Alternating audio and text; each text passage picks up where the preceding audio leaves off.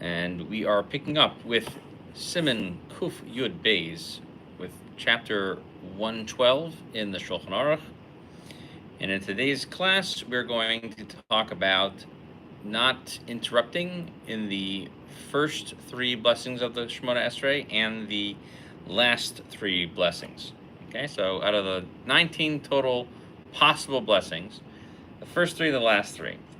So it talks about not interrupting them. So that doesn't mean that you are allowed to interrupt. Okay, so we saw previously in Hilchos Kriya Shema that one may interrupt in certain instances for the Shema with certain people who interrupt you.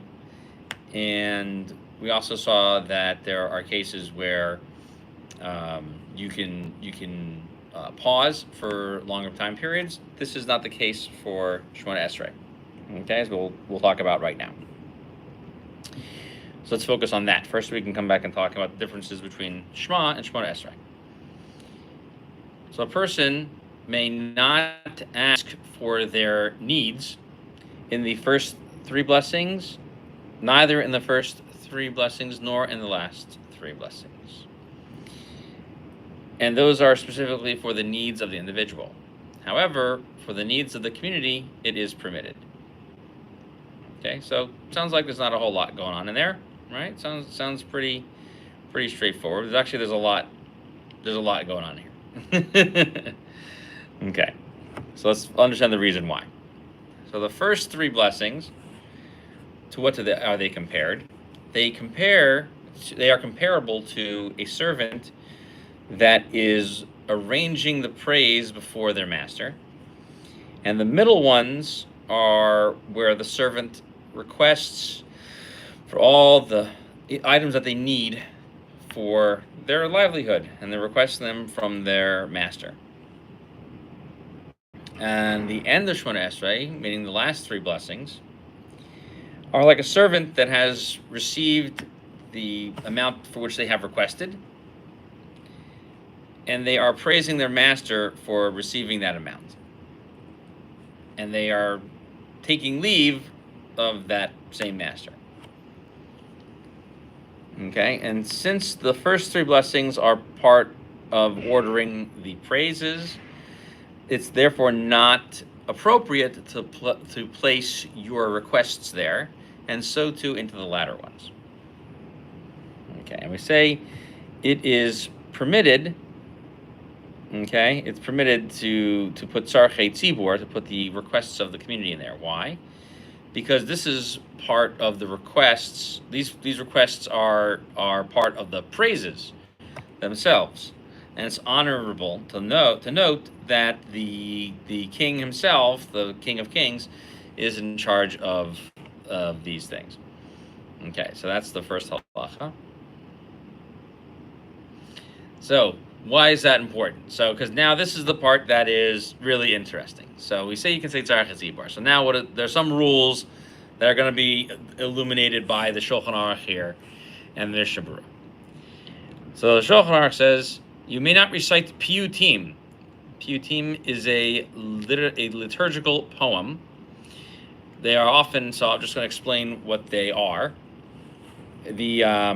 The idea is that certain types of liturgical poems are arranged in a few different formats. They're sometimes arranged in 3 block segments. Sometimes they are in 4 block segments, and it refers to the type of poetry that is employed to create them. Sometimes they are called pizmonim. They have a recital. They have a recurring refrain to them. Those are piyutim. Then there's another thing over here. You may also not recite the krovates. What is the krovates? The krovates, the Ramah explains, they are the ones closest to the blessing of Yotzer Or. Okay, so that's why they are called the krovates. Okay, krova, it's a combination of the words krovot leyotzer, krovates. Okay, it's like a conjunction. Some people say it's actually an acronym, and that acronym is, the word krovates is Kol Rina V'Yeshua Ba'Ohale Tzadikim. all right, which is it's a type of prayer, okay, that is, and that pasuk comes from the book of Tehillim. It's in chapter 118, verse 15. Okay, and they are basically, those words actually mean the sound of the voice of prayer that are recited by the righteous in their places, okay, the places of worship. So those things the Shulchan Aruch says you cannot insert them into the Tefillah, okay? So therefore, you're not allowed to do that. The Ramah says, v'yesh matirim. There are those who permit it, because they are still considered the needs of the community. And such is our custom in every single place to recite them. So it sounds like a very, very simple machlokas. It's actually, this is much more complicated. Let's look at the Mishnah Berurah first, and it's not a lot. It's not a big Siman. We are finished with the Siman at this point after Mishnah Berurah. So I'll try to explain in more detail what this all means in terms of how Sephardim and Ashkenazim structure their liturgy. Okay, so this Mishnah Berurah comments on yesh matirim. Okay, so what does this mean? It's permitted. Okay. So according to the Radvaz, the Mishnah Berurah explains, he writes at length to permit that these are okay. Okay. And he says he had a number of questions that were asked to him by a certain person who liked to engage in certain solitary prayers and like to mention certain names that are special names that you mention. And the response that he got to him was, well, he gave him a number of responses. This is one of those responses that he said it was okay to do. Okay. However, the Radvaz said you may not use this as permission to change the minhag. Okay, and we will go look back here. He says to look at the Bach in chapter 68. Okay, because that's where we learned about, chapter 68 is where we learn about those laws of the Shema. So I was saying if we had time at the end, we'd go look about it. Okay, and there's also the Tshuva, the Chavos Yair, in 238. Okay, and they have different things to say on it. So we'll see if we have time to do those today, because we have like I said, have a little extra time because it's not very long. So the minhag is to say them. So the Pri Chadash says that people should be very careful not to say them, and then by reciting them, they miss the proper time for Shema or the proper time for Shema Esrei. So you have to be awake and up and alert earlier in the morning. And you also shouldn't drag them out that it causes you to fast, meaning if you haven't eaten all morning, you should stop and take a break and go eat something. Okay, so you should pause before halfway through the day. Okay, now if a person sees that the congregation is dragging them out and they're going to miss the times for Kriya Shema because of that, you shouldn't wait for them. Okay, so once you have finished the blessing of Yotzer or begun that in the first blessing after you say Baruch Hu, the person may go ahead and rush ahead in order to say the blessings of the Shema until he gets to Hashem Elokeichem Emes, the very end of the Shema, and then you can wait there quietly and not say anything until the Shliach Tzibur reaches you, and then you can continue with him in the proper order. So there's a lot going on.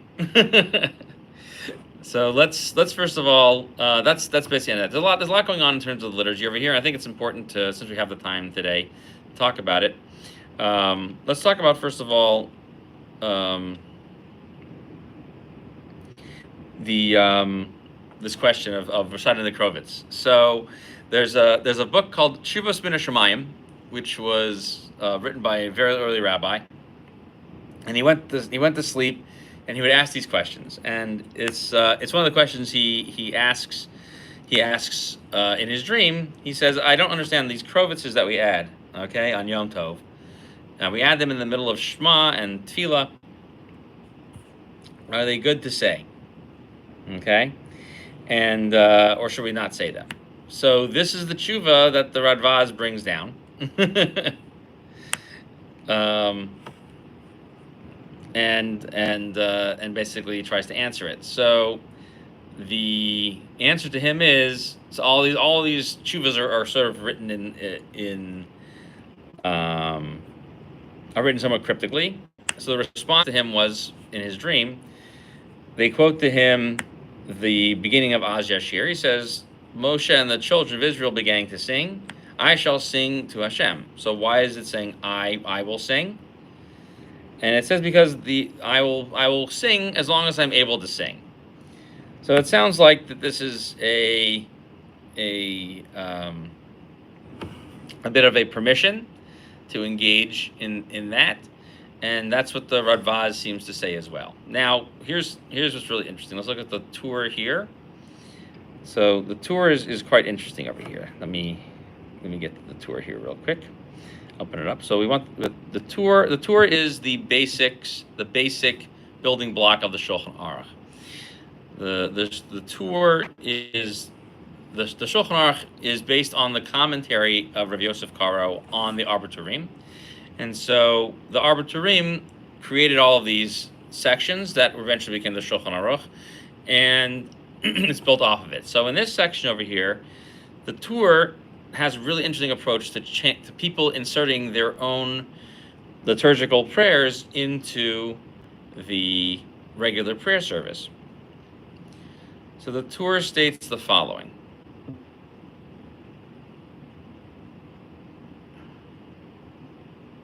Sorry, I opened up the wrong page here.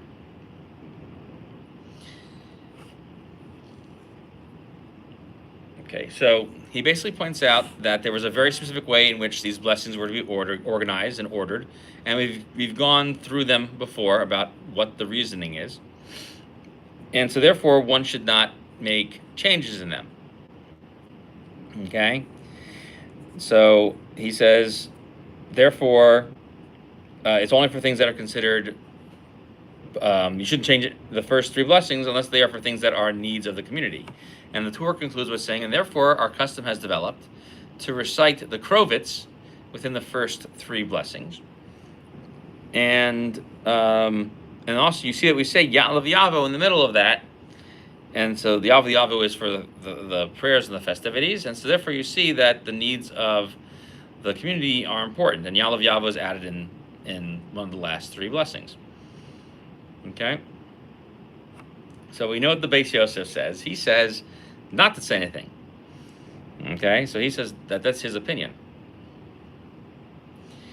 Okay?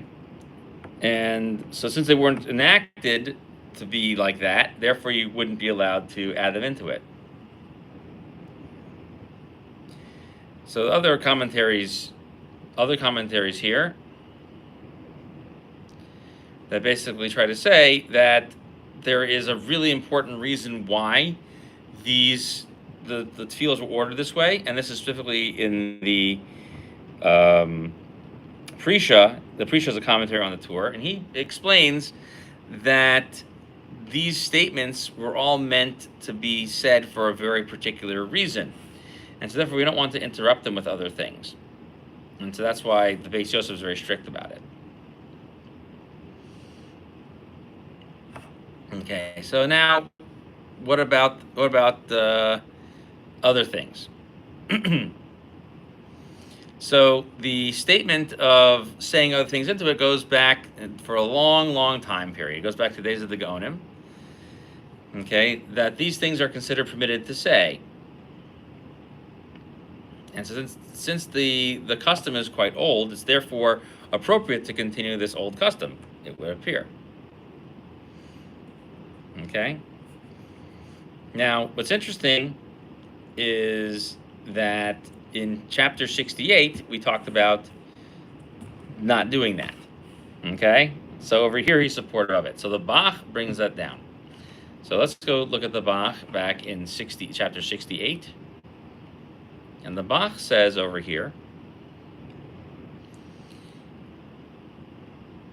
that things like the krovitz and so on and so forth, it should have been more appropriate not to interrupt. However, we see that there was a dispute as to whether or not these were considered the needs of the congregation and needs of the community. And the approach of the Rambam, which is the approach of the Beis Yosef, was not to change from the format that the rabbis of the Talmud had set out to change.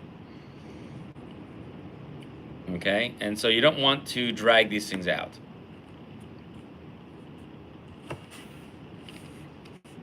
Okay, and so the question was, should I go ahead and change this back to where you just have the pure format, or should I not? Okay. Now the Bach himself talks about that with the reciting of these liturgical poems in the middle of the Shema. He says basically that you need to make sure that you do not drag it out past the time of the Shema. However, the custom was to retain the recitation of these liturgical poems for the community, and that one should not change that custom. Okay. However, he does say at the end, and this is what's interesting. He says, nonetheless, I feel it is appropriate to end them for whoever can do that, because people get distracted and they end up just chatting about things. And he says that my feeling is that those early rabbis like Rabbeinu Tam, who wrote to preserve them, that I don't feel that's the appropriate thing to do for myself. I don't feel that's the appropriate custom of the community. So that is the opinion of the Bach. Okay, so that's what the Bach says. He felt that it was not appropriate to retain some of them. Now, what's interesting is the Vilna Gaon also seems to take a similar approach to that, and he wanted to limit certain things to be said in certain places. However, the Vilna Gaon was much more focused on retaining certain prayers to be in certain places. So, for example, how much more so now that we have such short attention spans in the modern world? Yeah, and that's really a good point, is that people aren't paying attention anyway. So why schlep it so much? So the Vilna Gaon wanted to preserve certain piyutim. So, for example, the ones that are used to announce the changes in Shemona Esrei for reciting for the rain, Mashiva Ruach and Morid Geshem, or changing it to Morid Hatal for those who have that custom. He wanted those interpolated into the first three blessings, because those are considered Tzorchei Rabim. So those are the ones that are to be retained, and the ones we were talking about are very frequently skipped in the new traditional machzorim, the ones that are recited during the blessings of Shema. Now, some people make these slight changes to the text, and with that, the Vilna Gaon takes umbrage. So, and the truth is that the Shulchan Aruch would also do that. Now, would the Bach do that? I don't think so, but he seems to feel leaning slightly in that direction. Let's look at the opinion that we mentioned earlier of the Chavos Yair. So just to go back, the Shulchan Aruch, the Mishnah Berurah brought down in the Shulchan Aruch that there were people who disagreed with the changing the format. Okay, about changing the format. Okay, so we saw the Bach, who felt that you should. So now we're going to look at the Chavos Yair. This is number 238. And we're going to look at a different approach over here. So we're going to look at somebody who's trying to say, no, we should retain the customs. It should be much more authentic. Okay, so what does he say? Flip into the page here. Just give me a second. And the Chavos Yair is Rabbi Yair Chaim Bachrak, who lived in the 16th century. Both he and his father were very well-respected Rabbanim in Germany, and his Tshuvot Chavot Yair are considered a necessary part of halacha. Okay, and what's funny about this is the very last tshuva in his work. So he says, is this a big problem to put these psukim, these piyutim? Are they a problem of breaking up these things over here? And he says, you know, he said that there are great people who entered into this, like Rabbi Avraham ibn Ezra, who was from the 9th century, the 10th century, excuse me. And, you know, we know, and also the Ravid as well, who basically, Avraham ben David, who was writing on the Rambam, who disagreed with him. And he says that this clearly was an old and ancient custom. And, you know, we say a few different things in the Krovim, depending on what time of year it is. So we say there's one that talks about the wheels of the chariot. Some speak about the glorious light of the chariot. And they talk about the love of God for us, right? And, you know, it's entirely possible that even though these things existed, it seems that from the Torah itself, that we just quoted in 68, it was not a common custom. And so whatever people felt to follow, I'm not going to enter into that discussion. So he says basically, I don't have any problems with other people who introduced some of these liturgical poems into the prayer service, such as Elazar HaKalir, because he, for example, only instituted them into the repetition of the Amidah and not at any other point.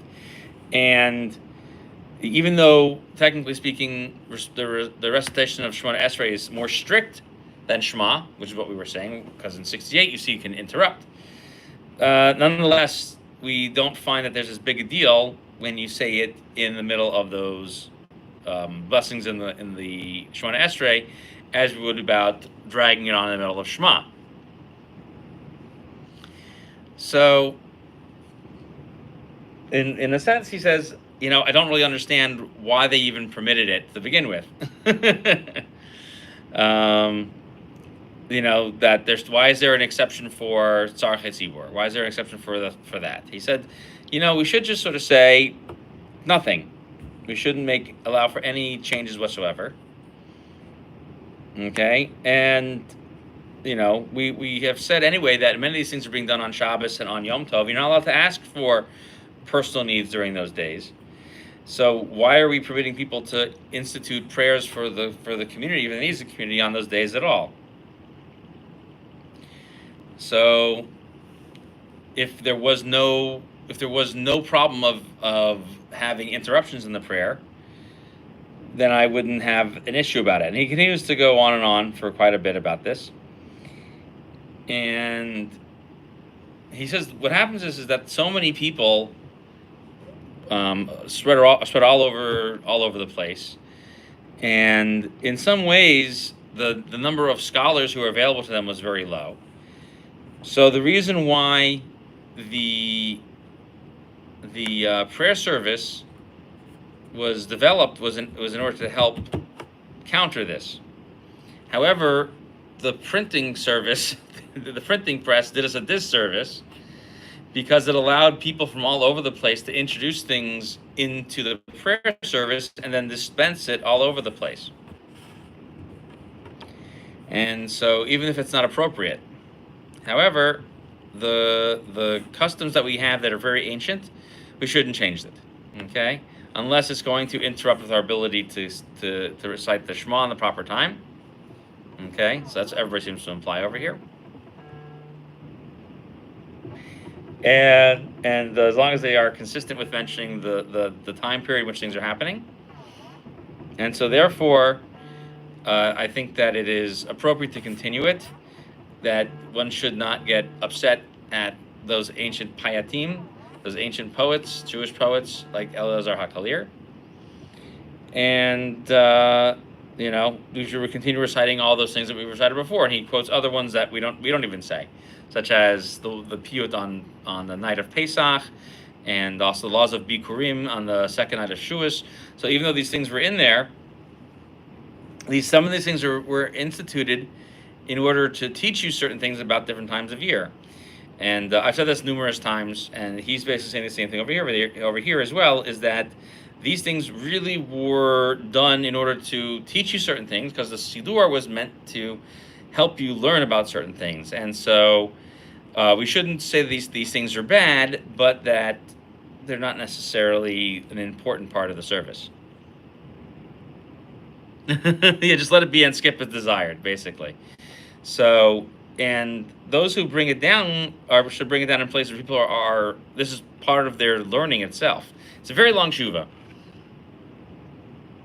Okay, and so he also talks about over here that one should also not remove themselves from the community. You should say them along with them, and that's an important part of the service. So what we see from today's very short kapitel is a very, very long dispute about Jewish liturgy, and we can boil it down to you shouldn't be adding stuff, but the stuff that was added was often done. Some of it was added by people who weren't Talmudic Chachamim, and we should get rid of that stuff. They just had access to a printing press, and then stuff that was added that adds a significant amount of knowledge about the day should be retained, but there's no requirement to have to recite it. So that is how we would leave that for today. Check back in next week where we're going to talk in more detail about the shmoheu esrei. It'll be really, really interesting. It's a much longer Siman. And I hope to see you all next time. Thank you for joining.